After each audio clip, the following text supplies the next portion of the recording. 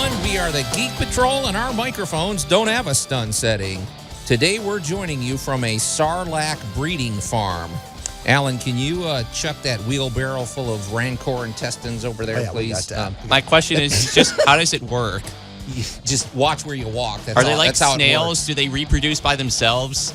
Just when the landscape starts looking like Swiss cheese, you know they're ready to be shipped. So that's right. That's right. and what happens underground during a full moon, you just don't want to know. No, absolutely. Anyway, welcome to Geek Tank Radio, everybody. And I'm glad Brandon's not here today for that. I'm Joe Thorderson here with my friends. I think Alan he got Gilbreth. digested. Yeah, I don't know where he got sucked in. But anyway, I'm Joe Thorderson here with my friends Alan Gilbreth and our buddy Max over there behind the glass. And Don't you mean Max in the pit? I don't stop distract. Anyway, our buddy Brandon Olmsted is under the weather. Man, boys, he had some rough. 2023 has kicked him into Kadiddlehofer. Well, I know it's been Mercury and retrograde, and everybody's been kind of like, it's been a rough start, but it's like, what witch doctor did he tick off? Yeah, Brandon's had really, dude, we just need to sage him. Burst pipes. He's getting all sorts of work done on his house because of that. A truck just decided to die on the freeway, and now he's got the flu. So, Brandon, get well, my friend. But he's not here. He's just, he's not shirking his duty. He just, and I don't want to get infected, so I'm glad. Yeah, it's kind of like, no, we don't have enough Lysol to let you in the building. Stay out. Yeah. Later in the show, this is going to be interesting. It's funny how one simple comment or conversation suddenly grows a life of its own. Oh. Max said later, he just humbly said, I would like to discuss JoJo's Bizarre Adventure and this character, I guess, that deals with skyfish, which maybe we shouldn't tease what that is, but all of a sudden it opened up. We're like, okay, well, we got like 3 shows worth of materials. This is the second time JoJo's Bizarre Adventure has provided inspiration for the show. JoJo's Bizarre Adventure is nothing to be dismissed. The artwork is fantastic. I think what Max does is he looks at something and goes, look, Alan needs a new pair of scissors and I have a new hallway. Right, yeah, because it's going to be interesting. So Skyfish and JoJo's Bizarre Adventure, that I don't know. I don't want to over tease because I don't know where that thing's going to get all over the map. Is it going to be a bizarre adventure? It will. I hope so. It's going to be an epic journey. I just want to mention this, you guys, and I already know I'm going to get ridiculed. This weekend is the Cubs convention in Chicago. I wasn't able to go. My buddy Russ Peterson, who I grew up with, we used to go to Wrigley Field when we were kids. We took the train there. We'd go, and he's sending me pictures. Honestly, I don't know. They haven't had one in 3 years. The last time, man, they had all my favorite players there. They had, Javier Baez, and now none of them are there. They sacrificed them all. Right, they're gone. I know. And they got some new players, so maybe this season will be good. But I think, personally, I would love for you guys to go to one year just because of the experience. Alan, you know your way around a convention. Well, just imagine, 20,000 Cubs nerds there with everything there is all about the Cubs. I just think, I could alienate 99% of them in about 5 minutes. Right. I'm reminded of a quote from a Seth MacFarlane show. I'm a pilgrim in an unholy land. Yeah. But it's you know what? Even if you're not a Cubs fan, it is something to see. It's, now I don't know that I want to go to some Yankees, convention. I think But a Cubs convention is good, clean fun. Everybody there is very friendly. And be like the time I was at that vampire conference and I said something about, I could never be on Buffy. Yeah. Because I have no respect for vampires I can kill with a chopstick and clean up with a dustbuster. Oh, okay. All right. Well, I don't. Anyway, never mind. But if you or anybody is at the Cubs convention, send us some pictures. Go to send Joe some pictures. Because I wasn't able to go. Hey guys, I want to mention something else before we get too deeply engrossed in the show, because we're gonna circle back as the season unfolds. But I want to mention that the Bad Batch episodes 1, 2, and 3 are out. They are. And it's funny because the first I was talking about this with Max a little earlier. Episodes 1 and 2 they're solid episodes, but mostly it's an adventure chase scene. I mean, they have a mission, they have to go do the mission, they're fighting, they're battling. And just when I'm like, okay, guys, I want a little more depth, all of a sudden episode 3 comes along, and you're like, okay. Oh, yeah, here comes the bucket of depth. Here comes the heaviness. And folks, if you're the reason I want to mention the Bad Batch and all other Disney Star Wars animated, you might be maybe you're, maybe I know people like this, Alan. You know them too. They're like, oh, I don't watch the Disney. I don't watch cartoons or something. They assume because you're scrolling through and you see out. Clone Wars and you see Rebels and all this. You assume, oh, well, that's the kids version. Mm-mm. That's some of the no. That is some of the best storytelling and best acting. It's all around. It's some of the best moments in Star Wars are in those anime. I was hesitant. It took me a while to jump on board, but once I started watching Clone Wars, I was hooked on all the rest. Well, I think what they do with the animated series is they use it kind of like plot spackle. Talk to me. Because, plot spackle. That's a new name for my band, by the way, so go ahead. Okay. Well, when you have a big movie, you've got a script of about 80 pages, you got a lot of special effects, and lots of CGI, and a ton of fan service you have to do to get a movie in there. When you get an animated series like this where you can really dial in, you can slip in a lot of plot repair. You can make mentions of little things. You can throw subtle Easter eggs. You can explore something a little more minute and let the fan go, oh, because they did this here. This relates to that over there and that over there and that over there. And I find that to be very true of everything from Clone Wars through the Bad Batch. Well, but how is it that and we always hail Dave Filoni?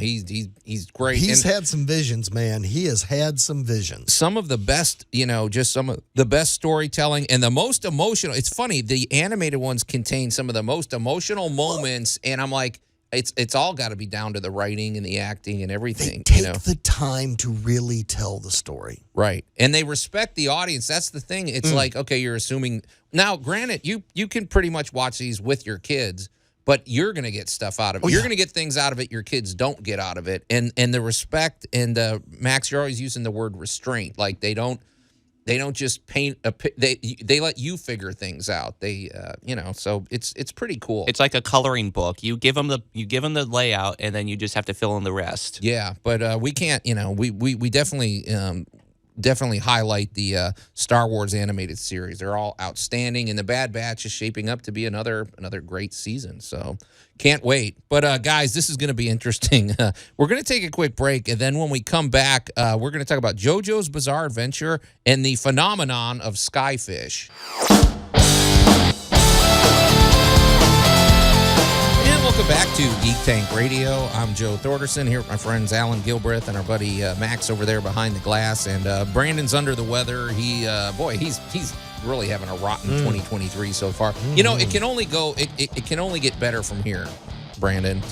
I think. I don't know. What else can go wrong? Don't lie to the man. He's already had car problems, house problems, and now health. He's getting over the flu, I guess, something like that. So we appreciate him not coming in and contaminating the studio. But hey, if you're just tuning in, we were talking a little bit about the Cubs convention, which is going on this week, or I was. Nobody else cared. And the Bad Batch season 2, which came out, and we'll be following that with great interest. We're up to episode 3, and there's going to be weekly episodes coming out. So you better believe we're going to be chiming in from time to time. But Max, we're going to let you spearhead this one. You said there's some new developments with JoJo's Bizarre Adventure that caught your attention. So the last part of the season 5 was released on Netflix recently, and I've been going through it slowly but surely, and I encountered a really interesting character by the name of Rikiel, and he has a power that's called Sky High,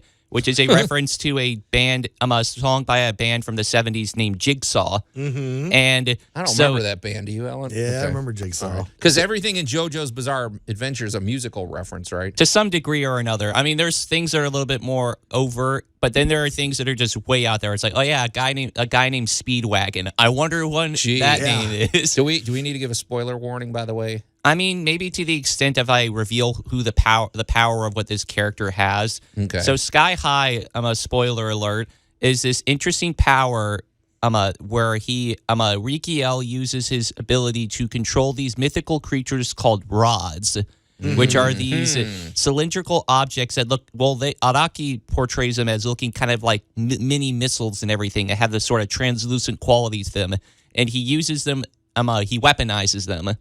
Okay.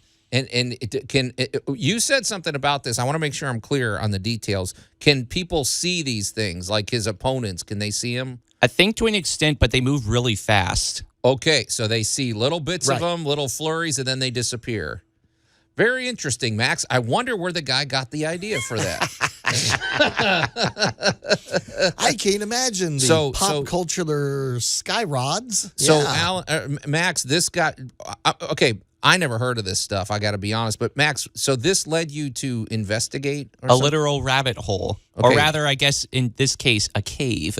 Okay, so I'm just trying to follow the train of thought because you are an inquisitive mind. You're watching JoJo's Bizarre Adventure, and something about these sky rods talk.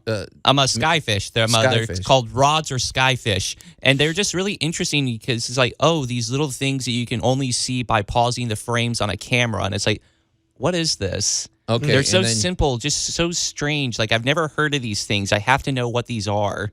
Okay, so basically, if you're trying to picture this, so folks, this guy, I never heard of these until Max, told me about them. But anyway, basically, I guess did this start with that guy back around I want to say around the year 2000? He was filming. He was just a guy that worked for a news company, and he needed to film some stock footage of like 5 seconds of airplanes taking off because they're like, today we're going to the airport, and then they show the stock footage. Somehow this little flash went across the screen, and he didn't notice it till he was editing. He literally did, and he said, "What the heck is when that?" he was doing a frame by frame analysis, He found 3 frames right in which a rod went through the frames.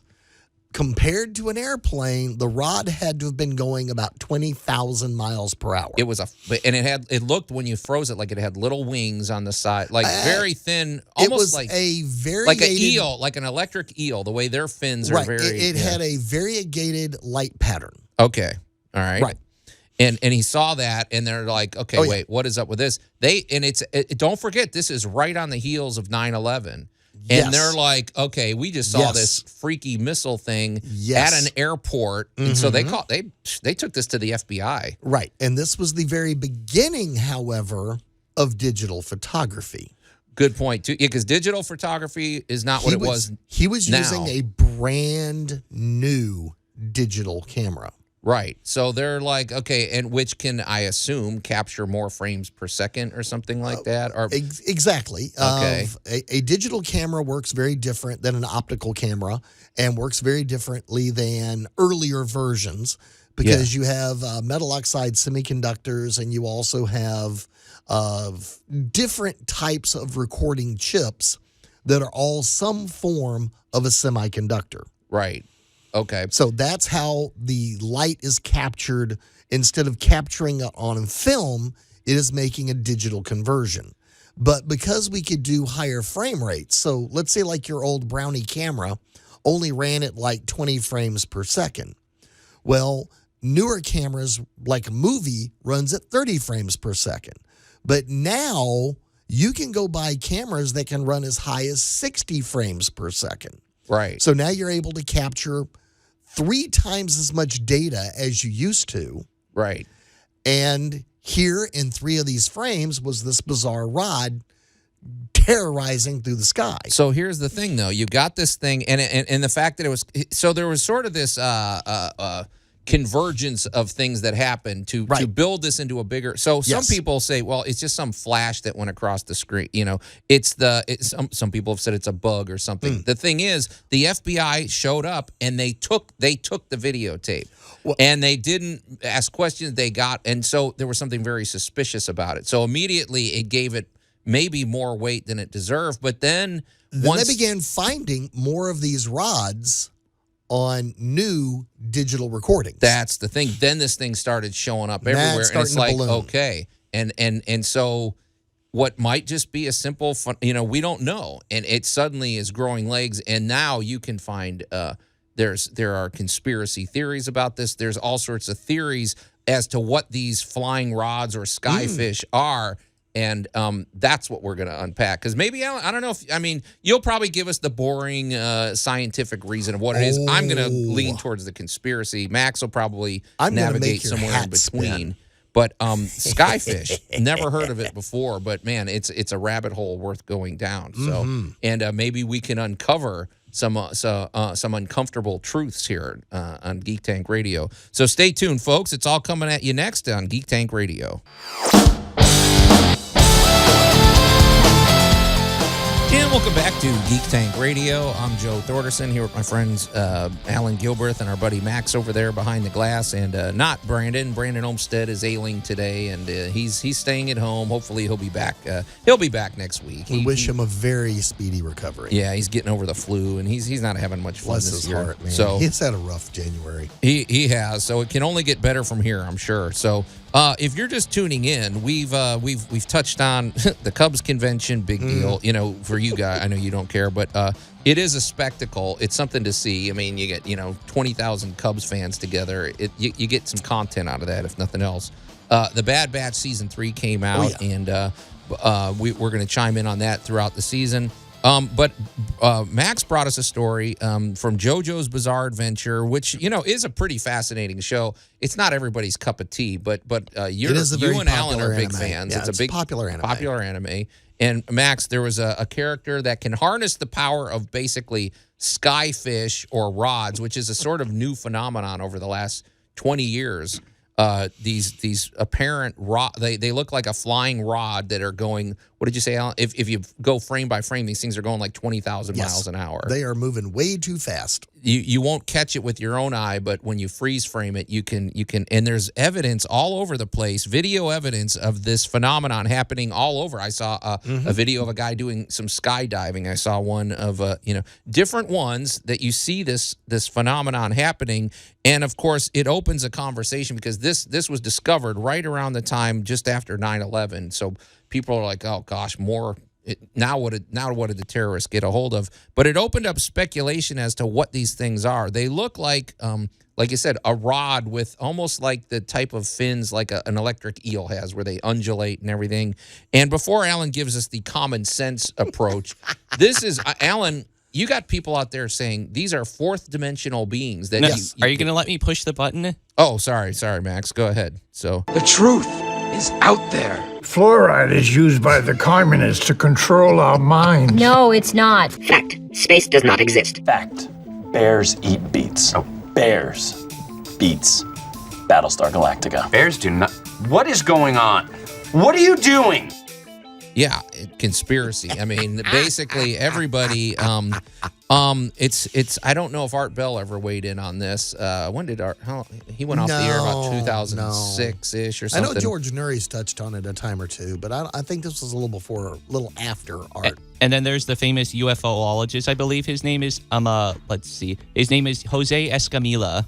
He's a famous ufologist or whatever, how you pronounce it. Well, what's noteworthy about these things, it's not like, okay, even a UFO sighting, if they say, okay, there's a craft up there, usually the camera will follow it and follow it and follow it, and then eventually it flies out of sight. Well, the thing about these rods are, Alan, they appear, then they seem to disappear, then they seem to appear again, and which has led people to say, okay, well, we live in 3 dimensions. Well, we don't know.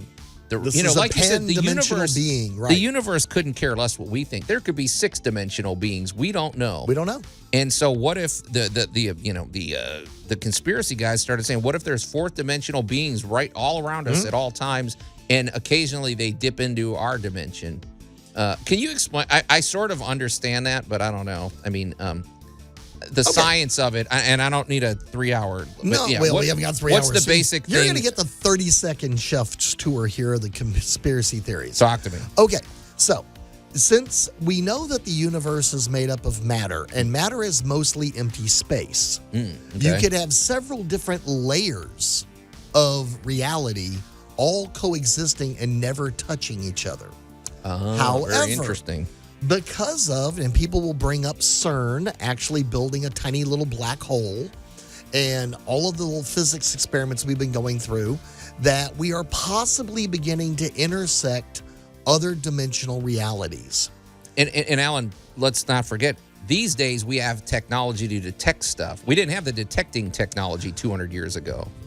Incorrect, horribly incorrect. and exactly the point I'm about to make. Oh, okay, sorry. So you I'm just saying, we have $1. cameras, we have, Well, but we've always been sonar, trying to detect things. Okay.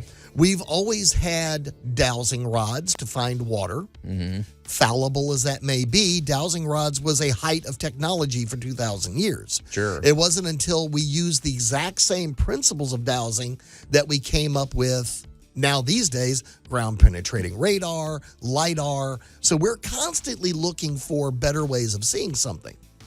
But there's a huge thing here with, were these out of sync with our time and exist in our world?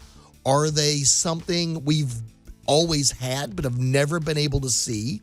Because the human eye, we live too slow to see these very fast beings. So there's lots of different theories that this new technology, this 60 frames and 120 frames per second, was actually able to capture. Can I just want to ask you something to that, because I've listened to enough Art Bell to pick up some of this. Basically, if you the theory of relativity. If you were to take like your alarm clock and you blast it into space and you send it to whatever, you know how he said that Einstein said time travels different, like you would age differently, right? So could this, when you said it's out of phase, imagine a being that's traveling at a different speed, and so they're experiencing time differently than us, and they might flicker in and out of our visibility. Exactly. Okay. All right. Exactly. Okay. However, the big point I'm going to point out here that we actually discover at the end of this when we get to the sensible explanation is even scarier than the sensible explanation. Okay. Because it is the fallacy of all of the technologies we use to explore our world. The fallacy. In other words, we're thinking we've got it made, and every type of technology we use has a hole in it. Okay. Yeah. And I'll tell you all about that when we come back in just about a minute. Okay, but the thing is, Alan, I don't think you can just dismiss this anyway. I mean, there are reasons. I'm not dismissing it at all. Because the thing about it, Alan, okay, let's just cut. We've heard that it's a bug flying across the screen. Generally, it is. Yes. I don't buy that, because every video I've seen, it's traveling in a perfectly straight line, and I've yet to see bugs that fly perfect. Okay. They always meander and things like that. We'll get into that in just a second. I've also seen the trajectory going in different directions. So I'm not one to just say this is some little flash of light on the lens, but we'll explore the sensible and the absurd when we come back here on Geek Tank Radio.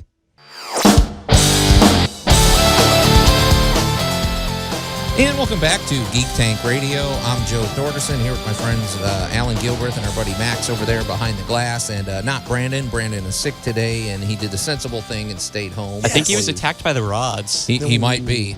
Folks, if you're just tuning in, we have no time to catch you up. Basically, get on YouTube, Google they're just called rods. They're Skyfish. Skyfish / rods, which is a you open that can of worms and you're going to go down a lot of different avenues. But basically, it is a phenomenon whereby cameras, digital cameras especially, are picking up these things that look for all intents and purposes, they look like a rod with little wings on it. They zip in the frame, they zip out, they disappear and reappear. Alan, I had an insight when we were off the air that I want to share. To me, they look not unlike a shooting star, like all of a sudden you see it and then it's gone or something like that. Because it's created is this conspiracy, or at least the conversation of maybe these are beings that exist on a different plane than ours. Maybe they live in the fourth dimension, and occasionally we're seeing, or as Alan posited, maybe they travel at a different speed maybe they experience time differently than us, so they only flicker in and out of our visibility or something like that. And so we're unpacking the conspiracies. At the end, Alan's probably going to give us a boring scientific reason of what these things are, but really there's no conclusive answer yet, at least that everybody agrees on. The boring reason is scary. Okay. You ready? Are we going to? Okay, well, go ahead and do it. Let's go with the boring reason. Okay. After a lot of research and analysis, obviously back in the day, we're talking 20 years ago. Well, 20 years ago through today, it's still being analyzed. Of with advanced technology, they have decided that they are either insects or some kind of imperfection on the screen. Now, who decided? Is the FBI trying to shut us up or somebody? Well, all right, that opens up conspiracy number one. I don't necessarily buy that. Military analysis and governmental analysis have come back to say that these are nothing more than basically bug-induced artifacts on the screen created by frames per second. Okay. And I'll dive into that in 1 second really fast. Sounds like the weather balloon explanation. With however you UFOs. Want to go with it. And of course, the minute the standard explanation came out, everybody went, "Oh, you're just trying to back. You're just trying to tell us that the aliens found some way of blah blah blah blah blah." Yeah. So that's conspiracy nation number one. All right. However, let's talk about time for just a quick second, and let me make a quick point. Watch an old Western. Which way does that wagon roll? The wagon wheel, yeah. It always the looks wagon's like it's going forward. It looks well, like the wheels are going the wrong way. It ain't just the wagon wheel, Alan. I watch Jay Leno videos. I watch all Bingo. and ever since I was a kid, I always said, why does it look like the car tire is either stopping or spinning backwards or something like that? So that is frames per second versus a refresh rate. Okay. So what I'm going to say is the explanation given to us by the photograph and film experts is that every technology we use to protect ourselves has a hole in it. Okay. There's a problem. Yeah. The easy one is if you've got an old CRT at home, you got an old computer screen, go get your mixer with the little egg beaters on it, then hold it in front of that screen. I don't think it works on a digital screen anymore, but hold it in front of an old CRT and give it a little bit of power, and the blades will begin turning. But they'll look funny because you're going to start seeing a strobe effect. As you speed the blades up, they will eventually stand still to your eye. Because the as I recall, the old monitors and even old TV sets, don't they have these like bars that almost like they're it's a refresh down. Right, exactly. Okay. And what you are doing is you are syncing the timing of those blades with the refresh rate of the screen. Easy way to see that is an old Western where the wagon wheels are going the wrong way. So if I'm hearing you correct, are you saying it's a bug that's flying across and then it disappears because the refresh rate? Because the frames per second versus the speed of the wings beating are creating an artifact. How is it that they all go in a perfectly straight line? That's the thing to me. I don't see bugs flying. You look at a butterfly or you look at something, they always meander. Well, they don't, this especially is like a ladybug a very or something. fast, tiny little beetle that is making a mission. But welcome to every conspiracy theory you can now begin throwing at it. Would this be a point counterpoint perchance? I think it is, but Max, all he lives for is pushing buttons, and pushing our buttons. But Alan, okay, but why is that a scary explanation, It gets worse. though? Okay. We've created a really great film. We've created a great way to 3D print an amazing camouflage. Guess what? It's going to fail because it's a flat surface if you take a picture of it with black and white photography. All right, I'm really So we're lost, gonna but what is it? Well, what I'm trying to say is all of these technologies that we use to record our world, all in some way or another have a fallacy or an unexpected consequence or a failure point to be exploited. And I'm even going to take that into sci-fi, where in Star Trek, are we picking up an echo as we fly through the nebula? And of course, the other ship is hidden right where the echo of the Enterprise would be, just showing that everything we rely on has a vulnerability.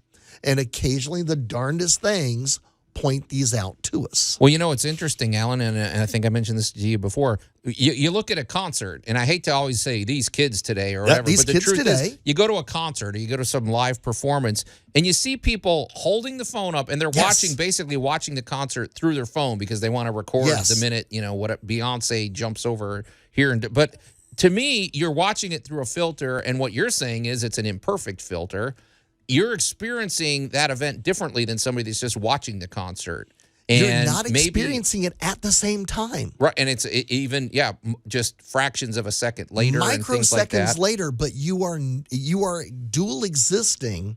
You're present in the place. However, your sensory organs are cued to something a few milliseconds behind the actual reality of what you're trying to perceive. See, I don't think your explanation dismisses the notion that these could be fourth dimensional beings, or that they could be traveling at a different state of, traveling through the galaxy at a different state of time. Sometimes they enter our atmosphere, then they disappear and whatever. I think there's still room to keep our tinfoil hats securely in place and explore the flying rods and the skyfish. We can throw a Mack truck through the conspiracy theories of skyfish.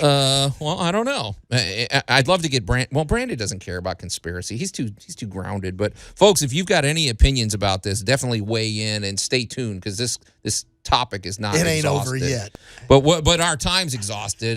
We have no more time. It's time to get out of here. So thanks for listening to another weird episode of Geek Tank Radio. So until next week, we are the Geek Patrol, and I am Joe Thorderson. I'm Maximilian. And I'm Alan Gilbreth, challenging you to come up with a good skyfish recipe.